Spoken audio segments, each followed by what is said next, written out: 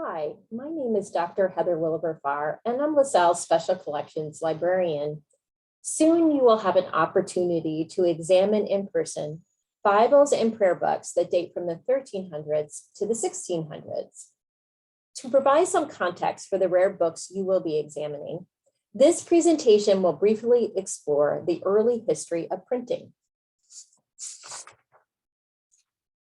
Many scholars have asserted that whoever controls the production of text, it is their version of religion, science, and history that becomes the official narrative. There are text or book production processes that only the powerful and the wealthy had access to. And then there are other technologies that made creating text more affordable to more people.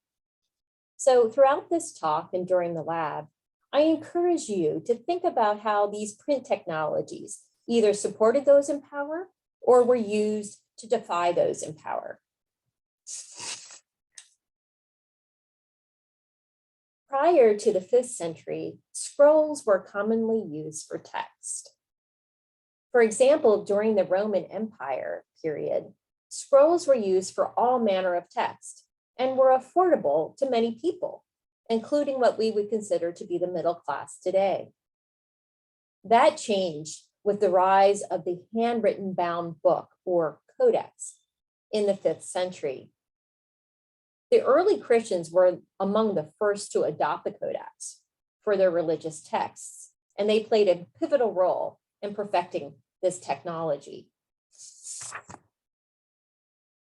Now, unlike the scroll, which was fairly inexpensive to produce, and many people could afford it, the Codex, this handwritten bound book or manuscript, was very expensive to produce.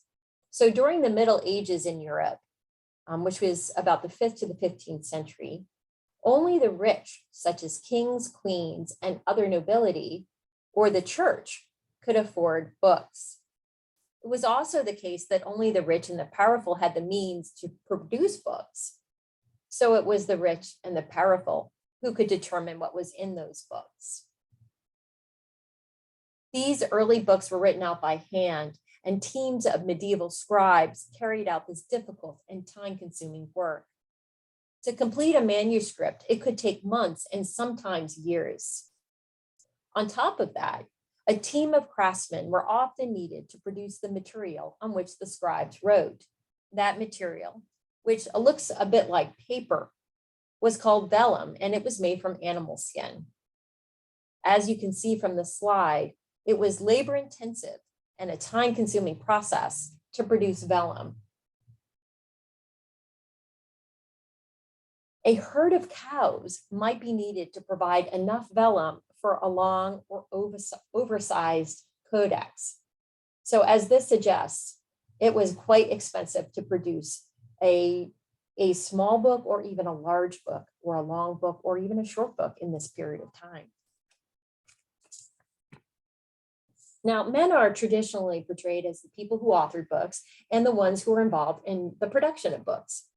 But women were also involved in book production. Take, for example, Christine de Pizan, who wrote and designed books for queens and other nobility in the late 1300s and early 1400s. Now, these illustrations on the slide are obviously digital copies of the original illustrations created in the 1400s. The first illustration shows Pizan educating a group of men. Yes, a woman teaching a group of men in the 1400s. Pretty amazing. And in the other, Pizan is presenting one of her books to the French Queen Isabel in 1414. Now, Pizan was not the only woman who was involved in book production in the medieval and Renaissance periods. As a matter of fact, a scholar has recently written a book about these women, and it just was released this month. Handwritten books versus printed books. Well, printed books were first created in China in the 8th century, and that knowledge of these printing processes eventually made it to Europe, where before these kinds of printing technologies made their way to Europe, most of the books or codices were being written by hand. that technology came to Europe pretty early on, but it really wasn't until the 1440s when Johann Gutenberg kind of capitalized on that knowledge of early Chinese printmaking and created some, or introduced some new technologies, including the wooden printing press, which you see in this slide, and movable lead type. Now, movable type is simply letters of the alphabet made out of lead.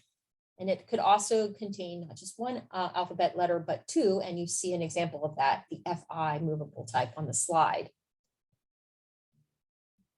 You would take the movable type, arrange it accordingly, and place it into the bed of a wooden printing press. And on the slide, you can see there's actually 4 pages been laid out in the wooden press. Those movable type were covered with ink, and paper made from rags and plant fibers was placed on top. Pressure was applied using the press, and that pressure transferred the ink onto the page to create a print. Once enough copies of these 4 pages were made, the type could be rearranged for 4 new pages. One of the first things Gutenberg printed was the Bible in Latin. And it took him 3 years to print about 200 copies of the Bible. And I know that sounds like not very much, particularly with digital printing technology. 200 copies in 3 years, but compared to how much time it would have taken to produce 200 copies of Bibles handwritten, this was an enormous savings of time. It often took up to a year or more for a Bible to be handwritten before the introduction of the printing press. So the printing press was an amazing innovation that transformed the way books were being produced, and it was a much more efficient, less costly process, which meant there were far more books in Europe with the advent or the introduction of the printing press.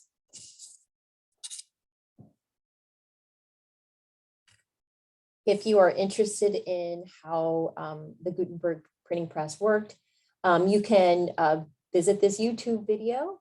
A museum in Utah has a replica of the Gutenberg press, and it basically shows you how the printing process worked.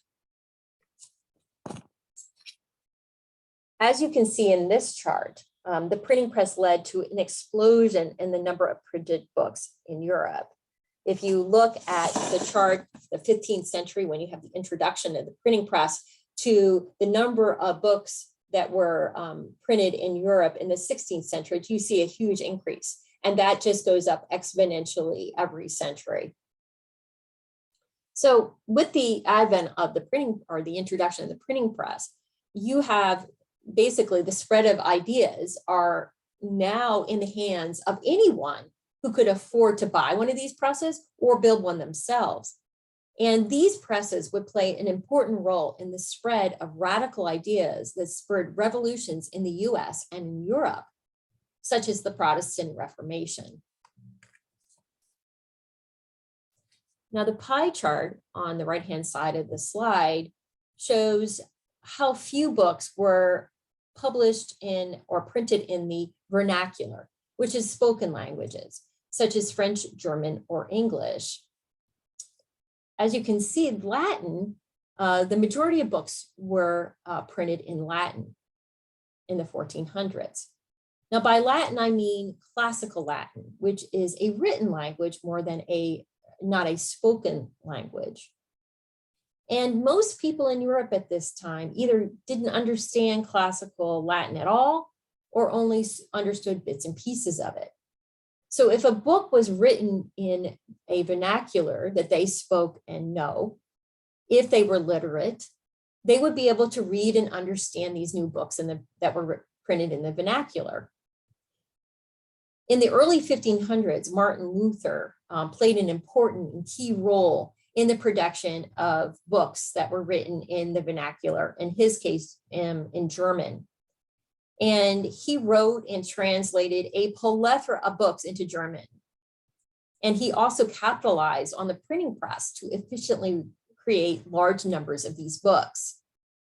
Luther's most revolutionary translations were those of the Bible, which he translated from Greek into German.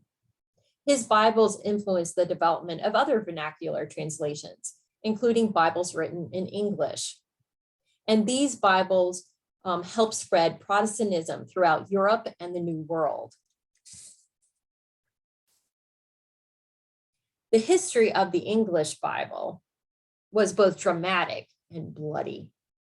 In the 16th and 17th century England, the ever-shifting religious and political allegiance of English kings and queens meant that many English people died for printing Bibles or simply owning Bibles that were in opposition to the established state religion, which changed from Catholicism to Protestantism many times over during this period.